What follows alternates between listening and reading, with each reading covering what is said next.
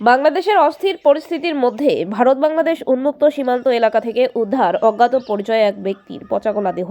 বুধবার ঘটনাটি ঘটে দক্ষিণ বেলুবাড়ি গ্রাম পঞ্চায়েতের উন্মুক্ত সীমান্তের বুড়িজোতের ছয়ঘড়িয়া পাড়া এলাকায়। জানা গিয়েছে, সেখানকার অশোক রায় নামে এক ব্যক্তির চা বাগানে এদিন দুপুরে জল দেওয়ার সময় মৃতদেহটি দেখতে পাওয়া যায়। এরপর খবর দেওয়া হয় স্থানীয় গ্রাম পঞ্চায়েত সদস্য সহ বিএসএফ এবং মানিকগঞ্জ আউটপোস্টের পুলিশের কাছে। এদিকে খবর পেয়ে স্থানীয়রা ভিড় জমা এলাকায়। খবর পেয়ে পুলিশ গিয়ে দেহটি উদ্ধার করে মানিকগঞ্জ পুলিশ আউটপোস্টে নিয়ে আসে।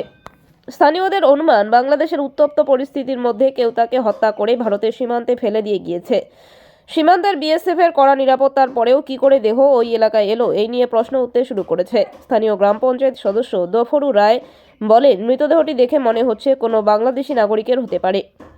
তার আনুমানিক বয়স হতে পারে 40 থেকে 45 বছর। মৃতদেহটি কার এবং কোথা থেকে এলো এই বিষয়ে তদন্ত শুরু করেছে মানিকগঞ্জ আউটপোস্টের পুলিশ।